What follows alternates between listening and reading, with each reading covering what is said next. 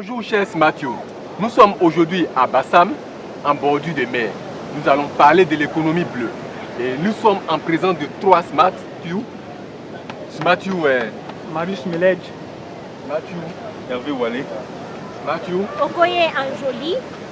Et nous allons parler essentiellement de l'économie bleue. Qu'est-ce que l'économie bleue dont on en parle beaucoup ces temps-ci? Qu'est-ce qu'elle peut apporter au développement de notre planète face aux dérives qu'on connaît, face au changement climatique, face à la sécheresse, face aux problèmes de pluviométrie? J'aimerais donner la parole ici à Smart Anjoli pour nous donner des détails. Merci, Monsieur Armel. En fait, c'est une très belle question sur laquelle nous allons réfléchir ce soir au bord de la mer parce que actuellement nous rejoignons des millions de personnes qui profitent de cette recherche, mais ils ne comprenaient pas vraiment de quoi il s'agit. Il faut retenir que quand nous parlons de l'économie bleue, nous rejoignons aussi toute la communauté internationale qui réfléchisse sur l'économie verte. En fait, l'économie verte est un concept vraiment important dans ce combat avec le développement durable. Mais pour rendre ça plus pertinent pour les pays du littoral, nous allons réfléchir sur l'économie bleue parce que c'est l'océan, c'est la mer et toutes les ressources marines que nous possédons en tant que nos ressources. Et c'est sous cet mot, les ressources, que nous allons développer le concept de l'économie. En fait, l'économie est quoi? Quand nous avons un défi face à lequel il faut trouver les solutions, nous cherchons les ressources pour trouver les solutions. Et quand les ressources sont limitées, nous allons penser à travailler de la manière efficace. Nos ressources ici, c'est des ressources côtières. Et c'est pour cette raison que nous parlons de l'économie. Si c'était dans une grande quantité et c'était disponible et si c'était gratuit, nous n'allons pas parler de l'économie. Mais c'est justement parce que dans l'exploitation de cette ressource qu'il y a un coût qui est compris et il y a un bénéfice à retirer que nous parlons de l'économie. Et c'est lors des sommets de Rio plus 20 que les pays du littoral ont vraiment poussé pour la considération de ce concept et pour sa prise en compte dans le débat international. Tout à l'heure, nous allons parler des différentes opportunités, des différentes contraintes que le concept de l'économie bleue nous emmène à réfléchir. Mais je voulais vous amener un peu plus loin dans l'histoire.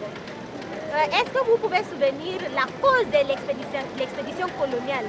En fait, c'était pour chercher des alternatives, des nouvelles ressources. Chaque fois que les ressources sont limitées ou bien les opportunités se sont fermées au niveau des différents pays, tout le monde pensait à aller vers... La nature humaine a tendance à vouloir explorer d'autres sources. Même les forces géopolitiques. Même les forces géopolitiques poussaient les gens de prendre recours à la mer. Et aujourd'hui encore, nous allons aller vers la mer parce qu'il n'y a plus rien à exploiter ou bien les ressources terrestres sont surexploitées. Donc il faut aller à la mer pour voir s'il y a des choses à exploiter. Mais ceci nous amène à penser à des questions de la gouvernance et à des possibilités au niveau de la coopération internationale. Pourquoi? Parce que quand on parle de développement, chaque pays a ses ressources et ses responsabilités au niveau de l'État souverain. Pourtant, l'océan, c'est une ressource qui déborde ce concept de souveraineté. Donc, il y a le défi de la responsabilité partagée. Or, quand nous parlons de trouver les solutions, en économie, il y a toujours les problèmes communs.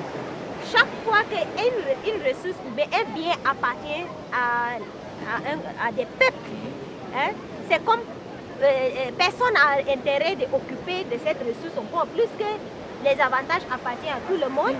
Donc, si on veut que tout le monde n'a qu'à participer dans le coût de cet exercice, ça devient vraiment compliqué. Alors, il faut penser à un cadre institutionnel, de mettre en place un cadre institutionnel pour que vraiment nous pouvons mieux exploiter. Au niveau de cette coopération internationale, la recherche scientifique sur les océans est notre point de départ. C'est à la base de cette recherche que nous pouvons véritablement cadrer les forces et les faiblesses de chaque pays au niveau de ses ressources marines et au niveau aussi de tout ce qui concerne la sécurité marine, en tout ce qui concerne... Smart Okoye, maintenant, cette économie bleue, face aux réalités que le monde est en train de vivre, avec l'augmentation des températures de la Terre et autres contre lesquelles les pays sont en train d'essayer de lutter à travers le changement climatique, qu'est-ce que cette économie bleue peut apporter essentiellement à nos pays africains? Prenons le cas de chez nous, ici, nos pays africains qui sont en train de se réadapter, par exemple l'agriculture en Afrique ici qui est en souffrance à cause de la rareté de l'eau. Qu'est-ce que l'économie bleue peut apporter comme valeur ajoutée? Comme l'une des valeurs ajoutées, l'économie bleue pourrait nous permettre d'atteindre une certaine sécurité alimentaire déjà. Pourquoi? Parce que lorsque nous prenons, d'abord c'est quoi la sécurité alimentaire? La sécurité alimentaire, c'est le processus par lequel toute la population, la majeure partie de la population a accès physiquement à de la nourriture à moindre coût. Et il faudrait que cette nourriture puisse être nutritive. Et de bonne qualité. Voilà, et de bonne qualité. Ensuite, nous allons parler de biotechnologie. Parce que l'économie bleue, la sécurité alimentaire et la biotechnologie sont en rapport. Qu'est-ce que la biotechnologie? La biotechnologie, c'est l'ensemble des moyens et procédés qui s'appuient sur des agents biologiques afin de pouvoir trouver des solutions, que ce soit dans le domaine de l'agriculture, dans le domaine de la santé. Et ces agents biologiques, nous pouvons aussi les retrouver dans la mer. Et c'est en cela que l'économie bleue pourrait nous apporter des solutions viables et nous permettre de pouvoir, passer de l'économie verte à l'économie bleue. Donc c'est principalement ça de manière brève la définition de l'économie bleue et aussi le rapport entre la sécurité alimentaire et aussi la biotechnologie. Smart FV, merci beaucoup. J'aimerais m'adresser au Smart Melej. Monsieur Melej, en Afrique, on a beaucoup de problèmes d'énergie.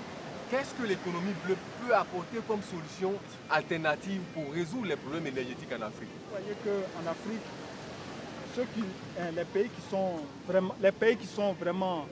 qui ont vraiment l'opportunité d'être à côté de la mer, comme la Côte d'Ivoire, il faut construire des turbines pour augmenter l'énergie. Parce qu'en fait, vous voyez, il y a beaucoup de pays qui souffrent encore des coupures intempestives, des délestages. Même en Côte d'Ivoire, c'est malheureux, mais on a vécu pendant un certain temps ce phénomène de délestage-là. Donc vous voyez que, en fait, l'océan constitue 72% de la surface terrestre. Donc il faut exploiter cet océan-là. Smart Melej, expliquez en 3 mots pour que les gens puissent comprendre comment produire de l'énergie à partir de l'océan ou de la mer.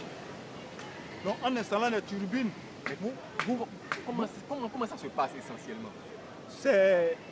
Les ingénieurs sont là pour installer des turbines, pour produire de l'électricité. C'est-à-dire produire de l'électricité à partir de la force de l'eau, oui, à partir du courant marin. Du courant marin, oui, c'est ça. C'est une économie, c'est une forme d'énergie propre, une forme d'énergie renouvelable. Donc si je m'en tiens à ce que vous avez dit, oui, elle est une alternative pour résoudre les problèmes énergétiques en Afrique. Et surtout pour permettre à nos populations de bénéficier d'une énergie à moindre coût. Oui, effectivement, c'est ça. Parce que en fait, les coupures de courant intempestif, c'est les délestages, vraiment, c'est désolant pour les Africains. Ok, merci Smart Melej. Nous allons aborder les autres aspects de cette économie bleue. L'économie bleue est Smart en joli. Qu'est-ce que cette économie peut apporter aujourd'hui à l'industrie pharmaceutique, à l'industrie, à l'agriculture, aux problèmes de nutrition. Qu'est-ce que essentiellement l'économie bleue peut nous apporter? Merci Armel. Je pense que mon collègue Smart Hervé, il avait essayé de toucher un peu sur l'économie bleue et son rapport avec la biotechnologie. Et tout à l'heure, je pense que je vais lui laisser développer ça un peu plus selon les indicateurs et les domaines que vous avez cités. Mais j'aimerais rappeler nos intervenants aujourd'hui, mes collègues aujourd'hui, que chaque fois qu'il s'agit d'une ressource économique, au niveau de la géopolitique, le besoin de contrôler ces ressources a toujours, à part les avantages, a toujours créé les conflits. Et je pense qu'il faut aussi penser à ça très tôt, parce que si je me rappelle, il y a quelques années, je me rappelle pas qui a dit ça, mais il y a quelqu'un qui avait dit que les futures guerres, les futurs conflits seront basés sur l'eau. Et quand nous pensons à cette affirmation dans l'optique de l'économie bleue, justement, c'est parce qu'il n'y aura plus de ressources terrestres à exploiter, que c'est sur les ressources océaniques que nous allons négocier, délivrer ou même bien, pourquoi pas, nous allons aussi... ça a déjà commencé même, parce que avec par exemple les ressources en pétrole, on prend par exemple l'exemple de la Côte d'Ivoire et du Ghana.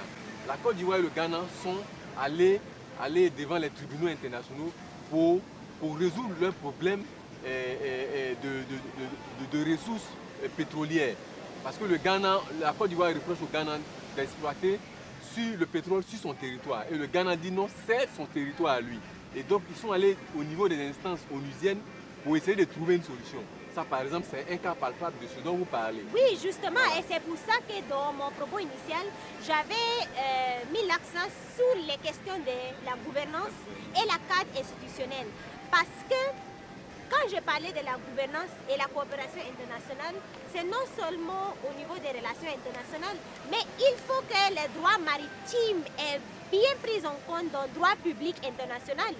Aujourd'hui, nous parlons du protocole de Nagoya et ce concept de l'APA c'est partagé sur les avantages tirés de l'exploitation des ressources génétiques. Si nous prenons le cas de Ghana et Côte d'Ivoire ou bien d'autres, les opérations d'échelle au Nigeria, la question du respect de l'APA revient toujours. Et l'APA, non seulement en rapport avec les ressources tropicales, les ressources forestières, mais aussi il faut que le droit public international, avec le droit maritime, prenne en compte cet aspect des ressources océaniques. Smart, tu veux prendre la parole?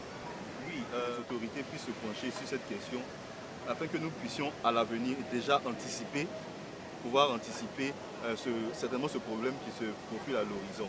Étant donné que l'économie bleue, qui sera une économie à part entière, disons-le tout simplement, parce que nous sommes un pays du littoral. Oui, voilà, donc ce sont des questions qu'il va falloir approfondir. Et il faudrait que l'opinion publique, il faudrait que les ONG, organisations non gouvernementales, puissent ensemble réfléchir sur la manière dont nous pourrions procéder afin de pouvoir aller vers les institutions et les amener à prendre des mesures, voter des lois. Voter des lois et signer des traités pour éviter les futurs conflits. Effectivement. Et voilà, donc nous pourrions par exemple approfondir notre recherche sur les agents biologiques, ce sont les fonds marins, sur aussi les algues, car ils rentrent ils sont beaucoup utilisés dans la recherche pour lutter contre le cancer, par exemple, pour trouver des mots bio contre le cancer. Il faut qu'il y ait des motivations pour que les gens puissent incitation pour que les gens s'intéressent à ça. À l'océan et les études océaniques comme un carrière. Parce que j'ai l'impression qu'on n'a pas assez de cerveaux qui réfléchissent sur ces thématiques. Et tant qu'il n'y a pas le soutien mondial qui est mobilisé au niveau des cas scientifiques, au niveau des cas financiers et aussi au niveau des sensibilisation de la population locale, je pense que nos efforts seront toujours limités à des laboratoires et à des archives. Il faut que nous soyons au-delà de En fait, ça. si je te comprends, Smart Anjoli, c'est que toute cette stratégie-là risque de rester dans les universités, dans les centres de recherche, si les gens ne mettent pas en place toute une politique pour pouvoir inciter les populations à s'y intéresser réellement. Oui, et c'est justement ça le combat des SIDS et les autres pays du littoral. Pour que le concept de l'économie bleue soit pris en compte lors des différents sommets internationaux et lors des discussions pour que nous allons penser aussi à des fonds. Aujourd'hui, il y a les fonds environnementaux, Il y a les fonds verts, et c'est beaucoup plus pour les ressources forestières. Ouais. Mais il n'y a pas assez de soutien au niveau des organisations de financement pour financer les projets qui sont liés à l'économie bleue. Nous avons parlé tout à l'heure de l'économie bleue, nous avons parlé comment on appelle, des ressources biotechnologiques, des avantages énergétiques aussi, et nous avons parlé aussi essentiellement de l'économie bleue en général. Moi, je veux bien savoir, cette économie bleue-là, combien ça peut coûter au monde aujourd'hui? Et qu'est-ce qu'on peut en tirer comme ressources en termes de données, chiffres économiques? Parce qu'on parle d'économie, on ne peut pas parler d'économie sans parler de chiffres. Donc, Smart Anjoli, vous pouvez nous donner quelques informations concernant les avantages à l'économie bleue. Qu'est-ce que ça peut rapporter en termes de ressources, ressources nutritionnelles, en termes de ressources biotechnologiques, en termes de ressources énergétiques? Qu'est-ce que cela peut apporter? Bon, moi je pense que cette question a déjà été assez traitée avec tout ce que nous avons parlé aujourd'hui.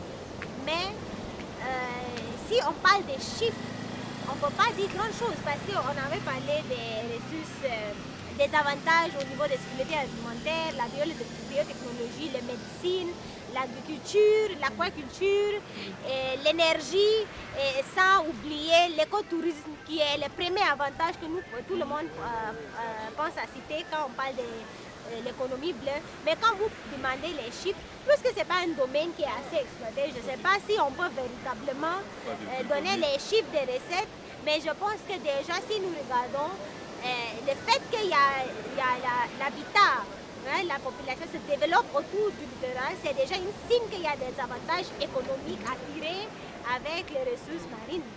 Mais comment mieux faire ça? C'est de ça qu'il s'agit aujourd'hui. Comment faire ça en prenant en compte les défis que le développement durable nous présente? Je voudrais ajouter certaines choses par rapport à ce qu'elle a dit. Déjà, lorsqu'on parle d'économie bleue, effectivement, il y a le mot économie à l'intérieur. Mais lorsqu'on parle de développement, nous parlons d'économie bleue, et avant tout, nous parlons il y a le mot économie à l'intérieur. Mais en termes de développement, en termes d'économie, lorsque nous parlons de développement, avant toute chose, le premier indicateur, c'est le développement humain. Nous avons ici l'opportunité d'avoir de pouvoir construire un tissu économique, un secteur d'activité. Et la première source que nous pourrons tirer de cette économie-là sera la création d'emplois. Et pouvoir aussi peut-être atteindre la sécurité alimentaire. Bien vrai que nous n'avons pas encore de données financières, d'informations financières par rapport à des chiffres. Nous pourrons déjà dire que les premières retombées que nous pourrons avoir, ce sera des retombées en termes de développement humain, l'indice de développement humain. Parce que nous pourrons aussi facilement avoir accès à l'électricité, nous pourrons avoir accès à la sécurité alimentaire. Voilà. Donc, ces différents indicateurs pourront induire un certain développement économique. Pouvez-vous nous donner des exemples de pays qui ont déjà commencé à adopter toute une politique d'économie bleue? Et qu'est-ce qu'ils font là-bas essentiellement? Et maintenant, les autres pays en Afrique, est-ce qu'ils suivent ces exemples-là pour faire le transfert de technologie de toutes ces pratiques-là chez eux là-bas? Surtout les pays côtiers. Merci pour la question, c'est une très bonne question. C'est une question très compliquée à répondre parce que en fait, le concept d'économie bleue, c'est un nouveau concept. Donc c'est maintenant que la majorité des pays commencent à réfléchir, à prendre des engagements, comment lutter, comment faire pour mettre en place cette économie-là. Donc vraiment, c'est dire que citer des exemples, parce que tout le monde se prépare. En Afrique, là, vraiment, c'est un concept totalement nouveau. C'est maintenant que certains chefs d'État commencent à se former sur ce concept-là. Donc vraiment, c'est un peu... C'est intéressant que vous dites parce que le programme des Nations Unies pour l'environnement, en fait, avait essayé de vulgariser ce concept.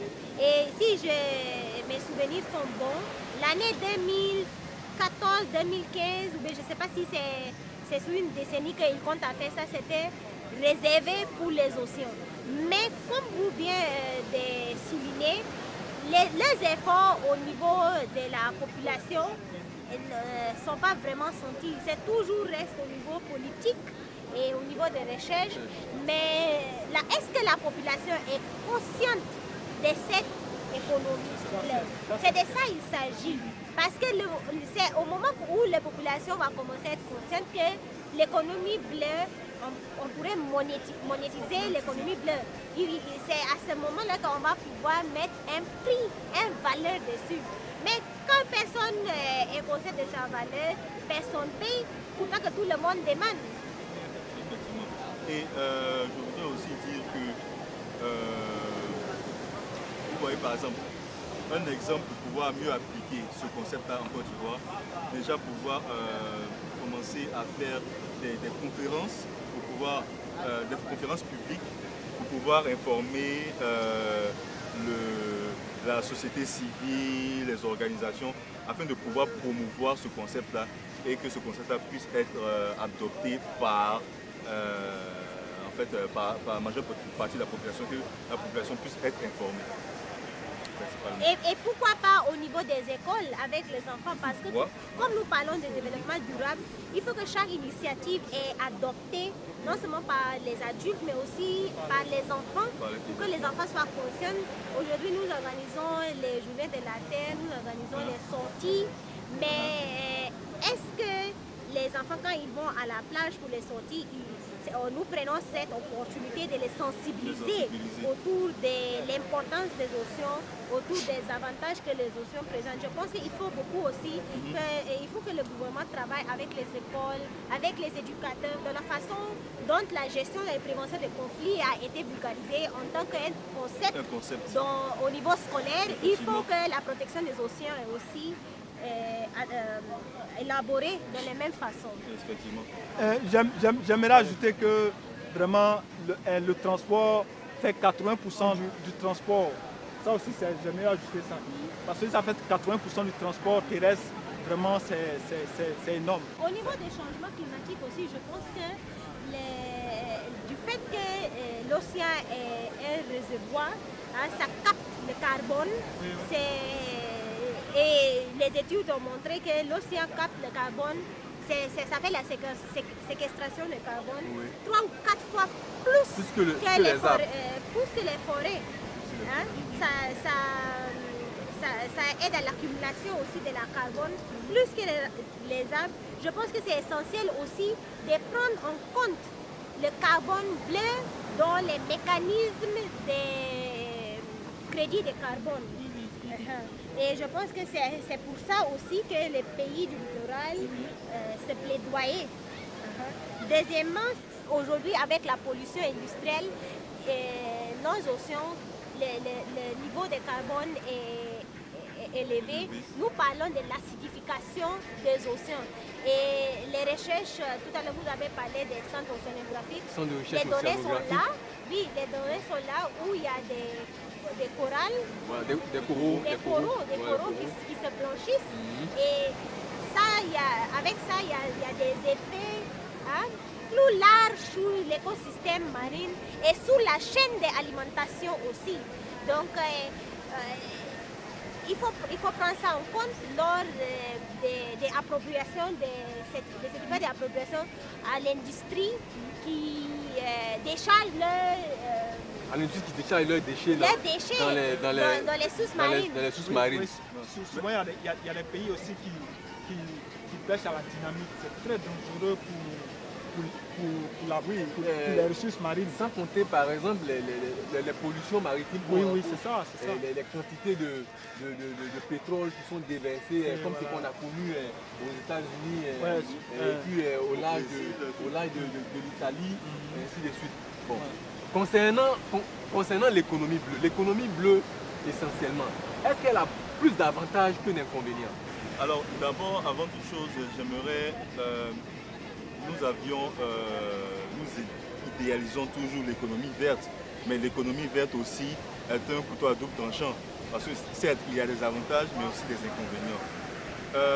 L'économie bleue, par rapport à l'érosion du sol, je voudrais simplement dire que c'est l'utilisation peut-être combinée de l'économie verte et de l'économie bleue qui pourrait nous amener à trouver une solution adéquate. Certainement pas définitive, mais adéquate, pour lutter en fait contre l'érosion des plages. Mais l'érosion des plages, principalement, c'est quoi? C'est dû au changement climatique. Principalement au changement climatique, avec le rejet du gaz carbonique dans l'atmosphère. Smart Melek, pourrais-tu nous parler de la pêche à travers l'économie bleue? Qu'est-ce que l'économie bleue peut apporter à la pêche aujourd'hui pour pouvoir nourrir nos populations? Merci pour la question. En fait, vous voyez que c'est la mer seulement qui constitue la plus grande ressource actuellement. Vous voyez que la surface de la terre a été vraiment surexploitée. Donc c'est la mer seulement qui nous reste comme. Donc il faut exploiter cette mer-là par la pêche moderne. La pêche moderne, c'est quoi? C'est comme les Chinois l'ont mis en pratique. C'est pêcher, créer un endroit sur la mer et puis faire la pêche. Faire la pêche. C'est-à-dire que ici, on a l'habitude de pêcher un peu dans le désordre, si je peux m'exprimer ainsi. Mais avec ça, on ne prend pas tout le poisson. Or, les Chinois, ils ont une technique, ils délimitent un endroit où ils font la pêche. Ils prennent beaucoup de poissons. Plutôt les Japonais. Et les Japonais. Les Japonais, pas les Chinois. Bon, les Japonais, ils délimitent un territoire où ils font la pêche. Et puis, il est prouvé qu'avec cette technique-là, ils ont plus de poissons. Donc, on peut utiliser cette technique-là aussi en Côte d'Ivoire, aussi, dans les pays africains qui sont un peu en bordure de mer. Les algues aussi sous-marines.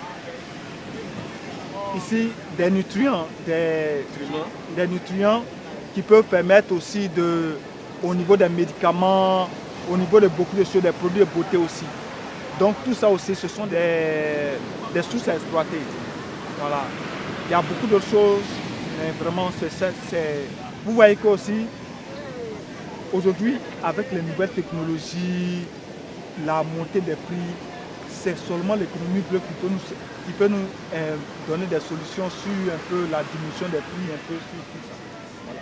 En fait, ce qu'il vient de dire, que ça nous permet de dépasser les boutons d'entranglement au niveau des ressources pour satisfaire nos besoins humains, nos besoins en eau, en nourriture, en médicaments.